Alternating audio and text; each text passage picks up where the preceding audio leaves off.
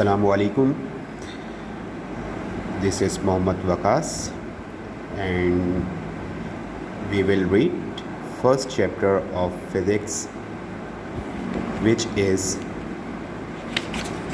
introduction यानी कि तारुफ।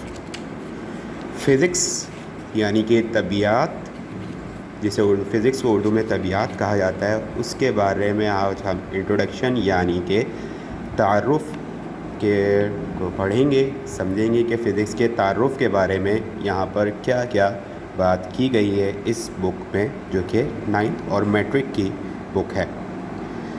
सबसे पहले आपके पास हेडिंग गिवन है जो यहाँ पे मेंशन हो रही है, आप देख सकते हैं सब।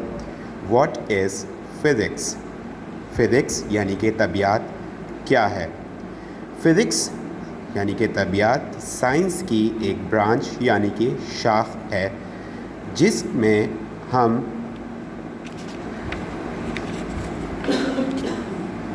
पढ़ते हैं नेचर, जिसका मतलब है नेचुरल यानी कि कुदरती तौर पर जो चीज़ें हमारे पास मौजूद हैं, हम उसके बारे में रीड करते हैं, समझते हैं और पढ़ते हैं। अब हम इसकी फ़िज़िक्स की यानी कि तबीयत की डेफिनेशन यानी कि तारीफ़ को पढ़ते हैं, जो कि यहाँ पे है। It is defined as a science which deals with the interaction of matter and energy. The physicists have divided the subject of physics into various branches. Each branch has acquired a title of a full subject. Nowadays, main branches of physics are given below. Physics science की एक branch है यानी कि तबीयत science की एक शाख है, जिसमें हम पढ़ते हैं मैटर यानी कि मादे का दूसरे मादे के साथ इंटरेक्शन यानी कि ताल्लुक़ के बारे में हम पढ़ते हैं, और उसकी एनर्जी यानी कि तवानाई, मादे की तवानाई, एक मादे से दूसरे मादे में तवानाई किस तरह चेंज या तब्दील होती है, उसके बारे में हम पढ़ते हैं। फिर आगे फर्दर फ़िज़िक्स की कुछ ब्रांचेस यानी कि शाखें डिफ़ाइन की गई हैं, जिसमें सबसे पहली शाख जो है वो है मैकेनिक्स। मैकेनिक्स में हम पढ़ते हैं it deals with the motion of object with और विदाउट रेफरेंस ऑफ फोर्स। तबीयत यानी कि फ़िज़िक्स की इस ब्रांच में हम पढ़ते हैं मोशन यानी कि हरकत, किसी भी जिस्म की हरकत किस तरह होती है, फोर्स के, चाहे उस पर फोर्स यानी कि क़ुव्वत अप्लाई की जाए या ना अप्लाई की जाए, उसकी हरकत के बारे में हम पढ़ते हैं कि वो एक जगह से दूसरी जगह किस तरह मूव करता है। सेकंड है electricity. It is concern with phenomena and effects related to electric charge. अब हम इस ब्रांच में हम पढ़ते हैं इलेक्ट्रिक चार्ज के बारे में पढ़ते हैं कि इलेक्ट्रिक चार्ज की क्या कंडीशन होती है, और वो किस तरह इलेक्ट्रिक चार्ज या इलेक्ट्रिक करंट जो है वो एक जगह से दूसरी जगह ट्रांसफ़र या ट्रैवल किस तरह करता है। थर्ड ब्रांच है आपके पास इलेक्ट्रोमैग्नेटिज़म। It deals with observation principles, laws and method that relate electricity and magnetism. इस ब्रांच में हम इलेक्ट्रिसिटी और मैग्नेटिज़म दोनों को मर्ज करके यानी कि कंबाइन करके उसकी ऑब्जर्वेशन, प्रिंसिपल यानी कि उसूल, लॉस यानी कि उसके कानून, और मेथड उसके तरीक़ेकार के बारे में पढ़ते हैं कि इलेक्ट्रिसिटी और मैग्नेटिज़म यानी कि मैग्नेट या मकनातीस की क़ुव्वत को अगर हम यकजा कर दें तो उससे क्या क्या रिज़ल्ट, नताइज हासिल होते हैं, और क्या क्या चीज़ें उससे बनाई जा सकती हैं, डिज़ाइन की जा सकती हैं, उनके बारे में हम पढ़ते हैं। नेक्स्ट है solid state physics. It concerned with the structure and properties of solid material. Physics की इस ब्रांच में हम पढ़ते हैं सॉलिड मटेरियल्स जो होते हैं हमारे पास, उसके स्ट्रक्चर यानी कि साख्त, प्रॉपर्टीज़ यानी कि उसकी खुसूसियात के बारे में स्टडी करते हैं. नेक्स्ट है हमारे पास atomic physics. It is concerned with the structure and properties of the atom. तबियात की यानी कि फ़िज़िक्स की इस ब्रांच यानी कि शाख में हम एटम के स्ट्रक्चर यानी कि साख्त, प्रॉपर्टीज़ यानी कि खुसूसियात के बारे में पढ़ते हैं कि एटम यानी कि मादे की एटम की क्या खुसूसियात होती हैं और उसकी क्या साख्त होती है, एटम किस तरह डिज़ाइन होता है. नेक्स्ट है हमारे पास nuclear physics. This branch is concern with the structure, properties and reaction of the nuclei atom. Physics की इस ब्रांच में हम न्यूक्लियाई एटम के बारे में पढ़ते हैं. न्यूक्लियाई एटम के स्ट्रक्चर यानी कि साख्त, प्रॉपर्टीज़ यानी कि उसकी खुसूसियात एंड रिएक्शन यानी कि वो किस तरह दूसरे के साथ रिएक्ट करता है, उसके बारे में हम पढ़ते हैं. याद रखिएगा न्यूक्लियर फिज़िक्स में हम वो एटम्स, उन एटम्स के बारे में स्टडी करते हैं जो न्यूक्लियाई एटम होते हैं. न्यूक्लियाई एटम से मुराद यहाँ पर यह है कि जो तापकार एटम होते हैं जिनमें से रेज़ निकलती हैं, हम उनके बारे में स्टडी करते हैं. नेक्स्ट है plasma physics. It is concerned with the properties of highly ionized atom performing a mixture of very nuclei यानी कि nuclei without electrons and electrons.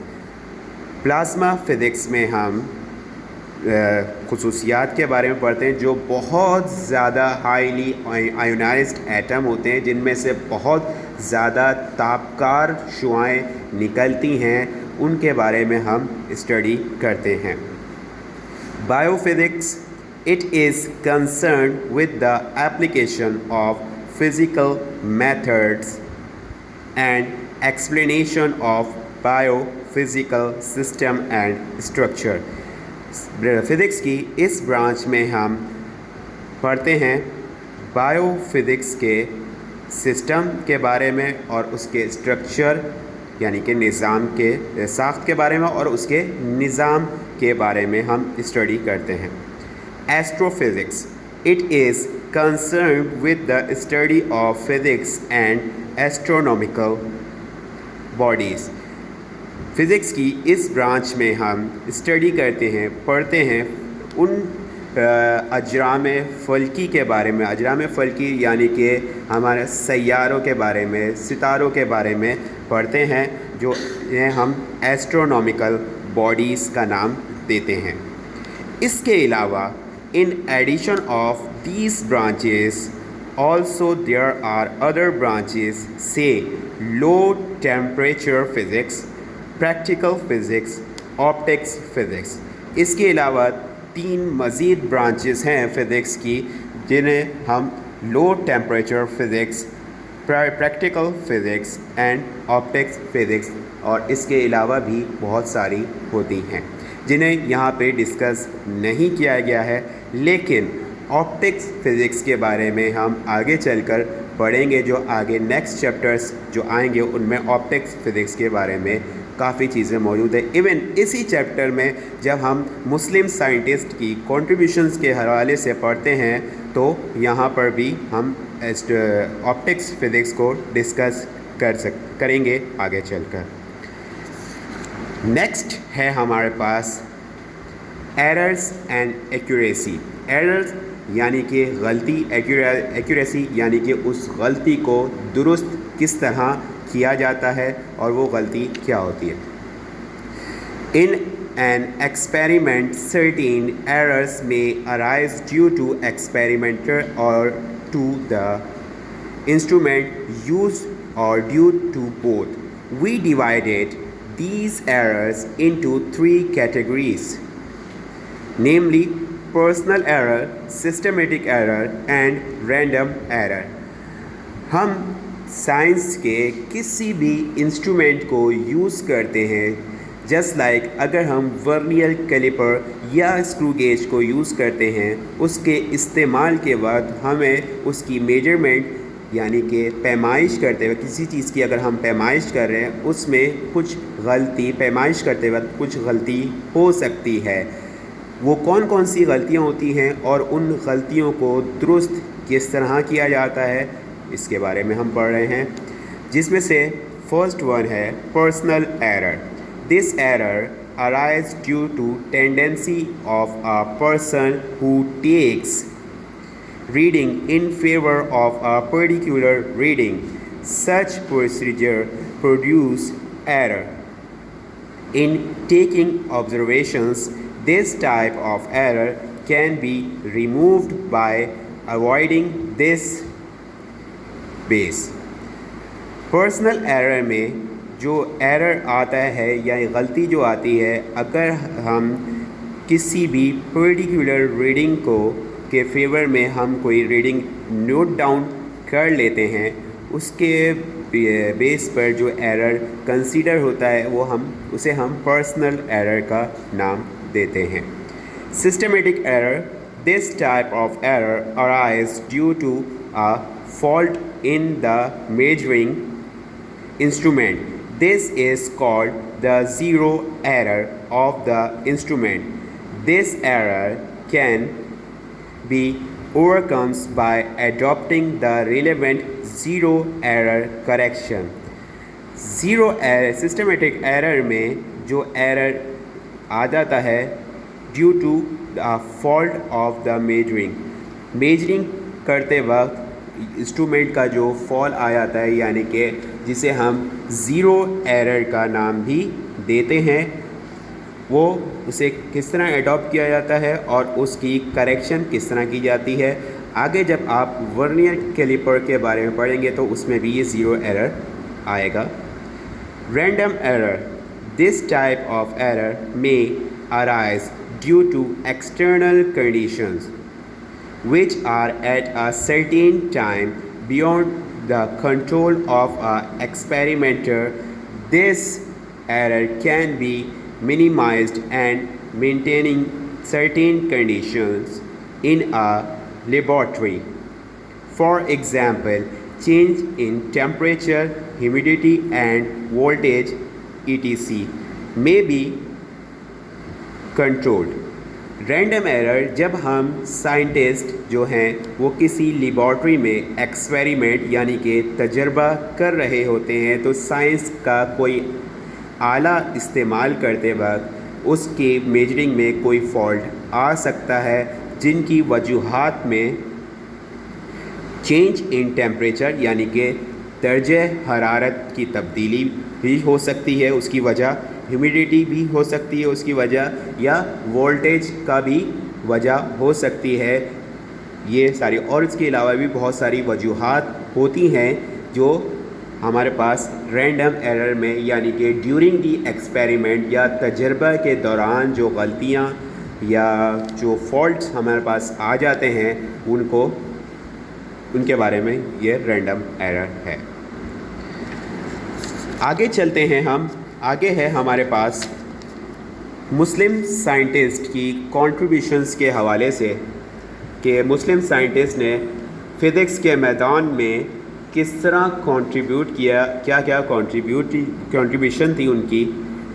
First one है जिनके बारे में हम यहाँ पर पढ़ेंगे, Ibnul Ali Hasan Ibnul हैशम 965 to 1039 AD यानी कि आफ्टर डेथ ऑफ हज़रत ईसा अलैहिस्सलाम। Abu Ali Hassan ibn al-Hasham was born in Basra, a renowned city of Iraq.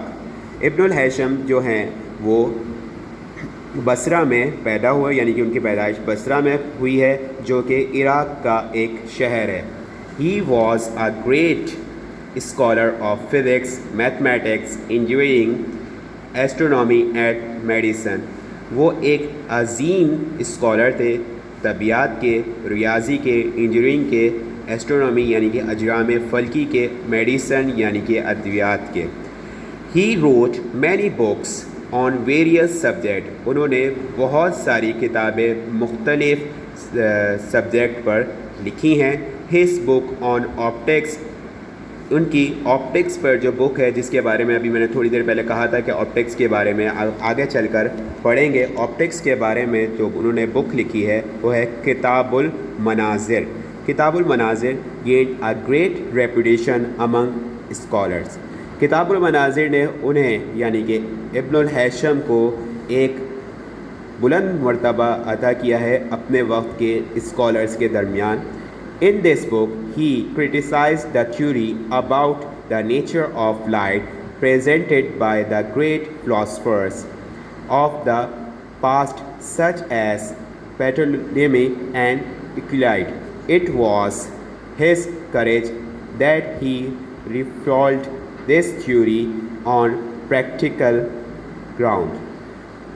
اچھا، ہم یہاں پہ تھوڑا سا یہ ڈسکس کرتے ہیں کہ پہلے جو لائٹ کے بارے میں تھیوری تھی، جس کے بارے میں آگے بھی لکھا ہوا ہے، جو کہ کچھ اس طرح ہے: according to this theory firstly light enters the eyes then emits in the form of rays from the eyes.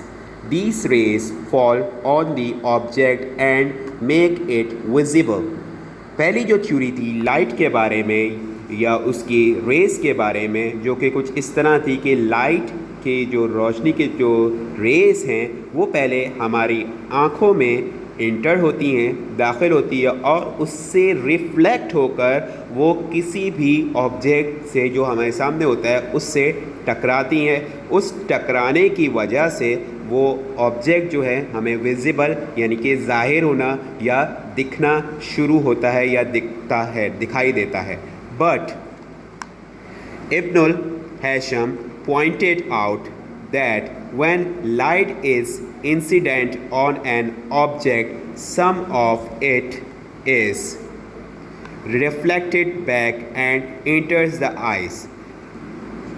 ابن الہیثم نے اس پوائنٹ کو ہائی لائٹ کیا کہ لائٹ جو ہے وہ کسی بھی آبجیکٹ پر پہلے پڑتی ہے، اس سے ریفلیکٹ ہو کر ہماری آنکھوں میں پڑتی ہے اس کی شعاعیں، جس کی وجہ سے ہم اس رزلٹ کو یا اس آبجیکٹ کو دیکھ سکتے ہیں.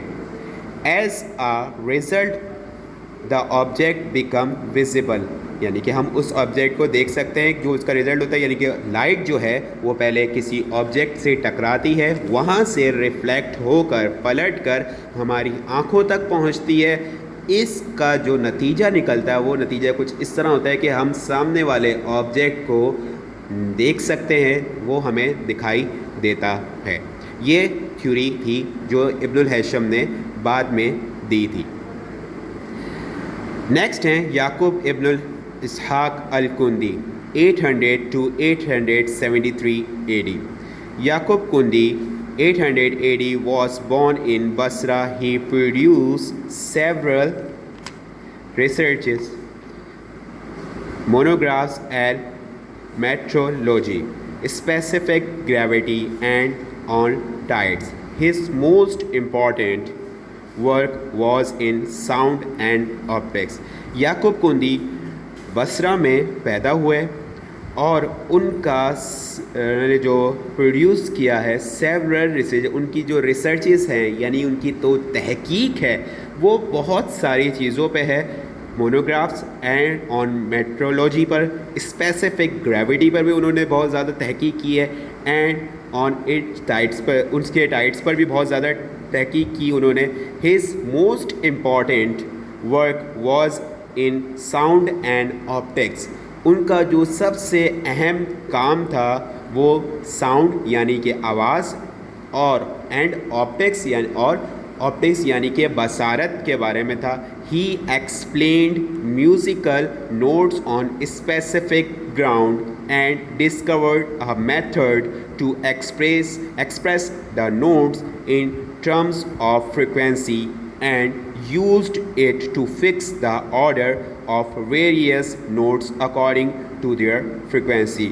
اس کے علاوہ انہوں نے میوزک کے جو نوٹس ہوتے ہیں، کچھ ہائی نوٹس ہوتے ہیں، کچھ لو نوٹس ہوتے ہیں. ہائی نوٹس کس طرح ورک کرتے ہیں، ان کا ساؤنڈ کس طرح پروڈیوس ہوتا ہے، لو نوٹس کس طرح ورک کرتے ہیں، ان کا ساؤنڈ کس طرح پروڈیوس کرتا ہے، ان کی فریکوینسی یعنی کہ ان کا تعدد، جس فریکوینسی کو اردو میں تعدد کہا جاتا ہے، تعدد کیا ہوتا ہے، کس طرح ہوتا ہے، اس کے بارے میں انہوں نے بہت کچھ ریسرچ کی اور بہت کچھ بتایا.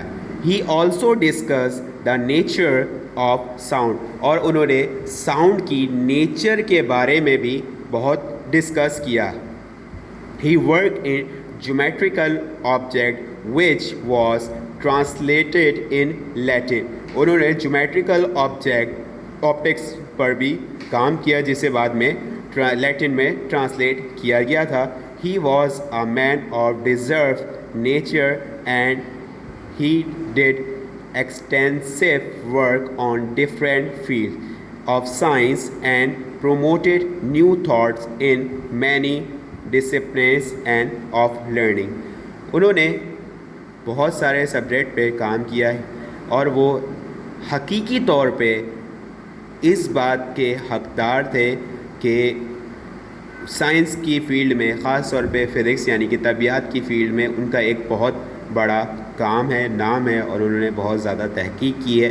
انہی کی تحقیقات کے نتائج میں آج فزکس یعنی طبیعت نے اتنی زیادہ ترقی کی ہے کہ جنہیں ہم آسانی سے آج ہم بہت ساری چیزوں کے بارے میں پڑھتے ہیں، سنتے ہیں، سمجھتے ہیں. اسپیشلی ساؤنڈ کے بارے میں یا میوزک کے بارے میں یا آپٹکس کے بارے میں انہوں کی تحقیق قابل تحسین تھی.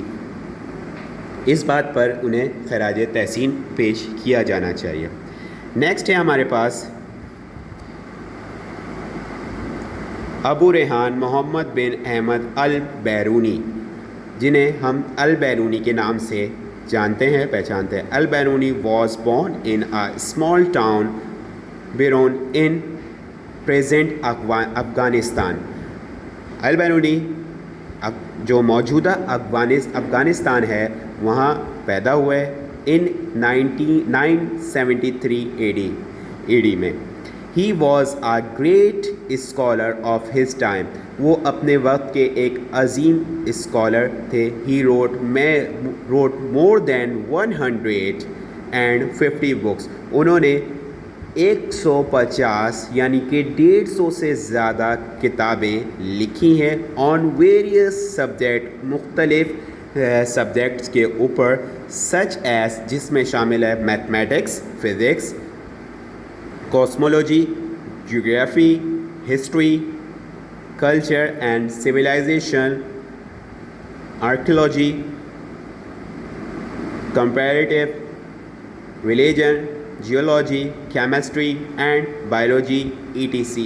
ان سبجیکٹ کے اوپر انہوں نے متعدد کتابیں لکھی ہیں. اس کے علاوہ بھی انہوں نے بہت سارے سبجیکٹ پہ بہت ساری کتابیں لکھی ہیں جو اس کا ہم یہاں پہ نام شامل نہیں ہے، اور اگر اس کی ڈیٹیل میں جائیں تو ایک کافی لمبی ڈیٹیل ملے گی. He explained every subject from a new angle and refuted many theories about a nature of things. انہوں نے ہر سبجیکٹ کو ایک نئے اینگل، نئے زاویے سے دیکھنے، سوچنے، سمجھنے، پرکھنے کا ایک طریقہ بتایا، ایک سوچ دی، ایک آئیڈیا دیا کہ ہر سبجیکٹ کو ایک نئے طریقے سے جدت کے ساتھ جدید انداز میں سمجھا جائے، پرکھا جائے اور اس کے نتائج کو اخذ کیا جائے.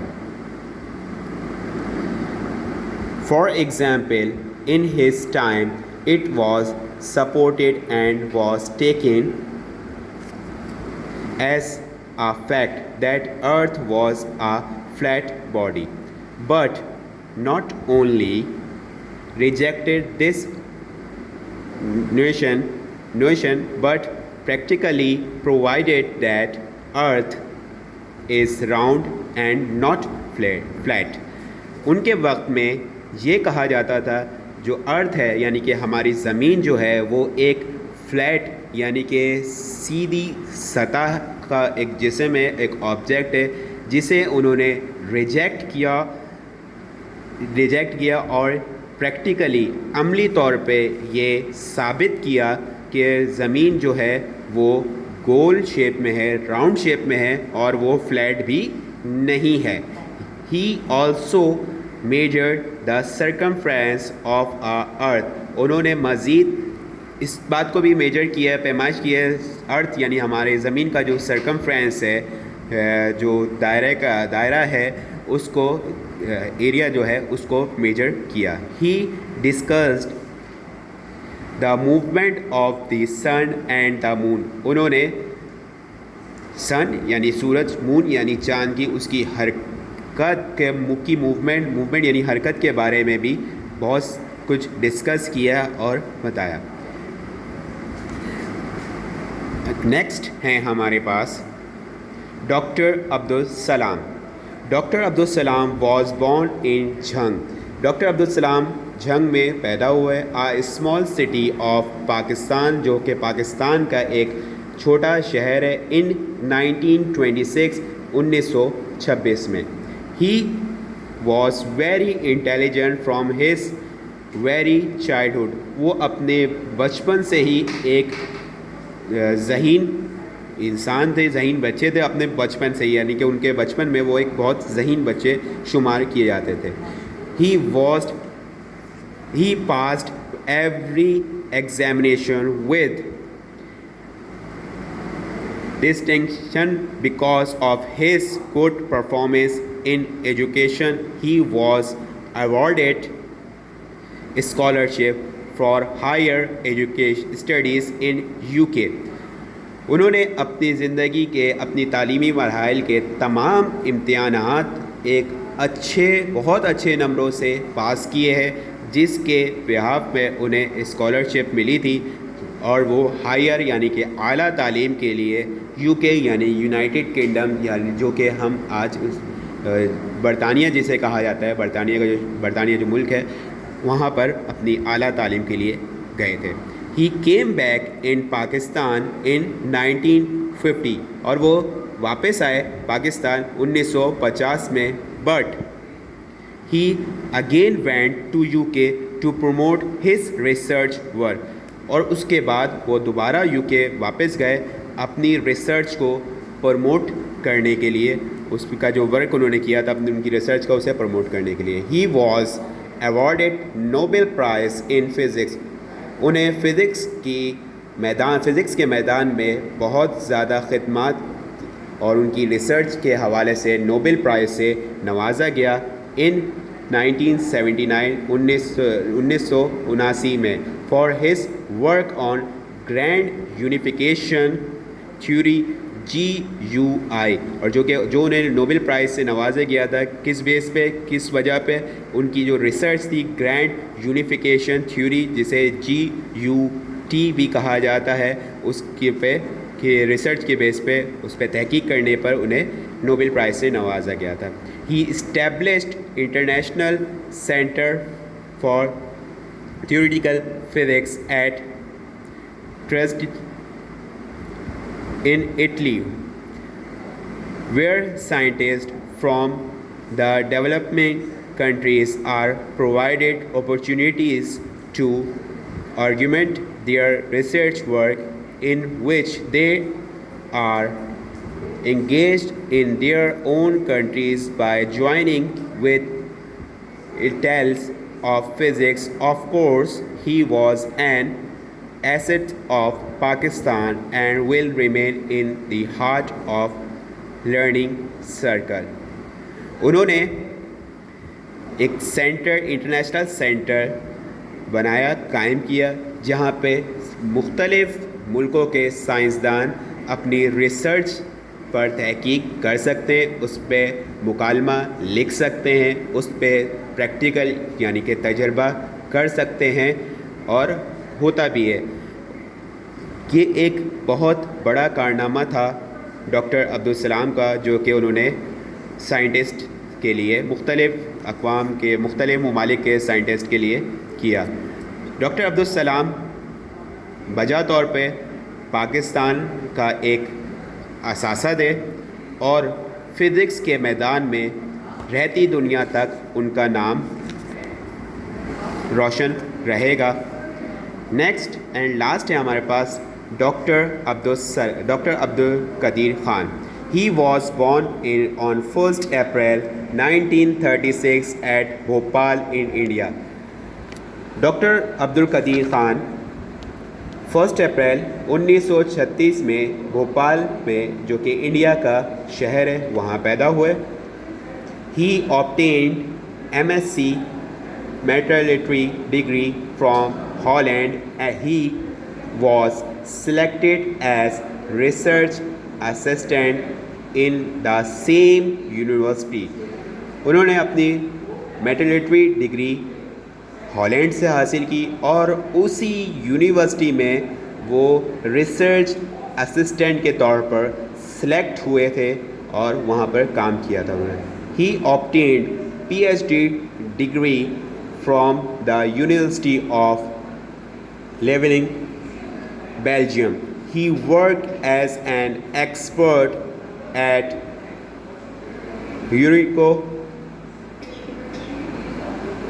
encouragement plant in Holland as a joint venture of the government of Holland. When Dr. Abdulkadir Khan, filled with the supreme spirit of patriotism, he returned of Pakistan to serve his motherland. To honor him, the former engineering research laboratories has now been named as A.Q. Khan Research Laboratories. He has been awarded Hilal-e-Imtiyaz by the government of Pakistan.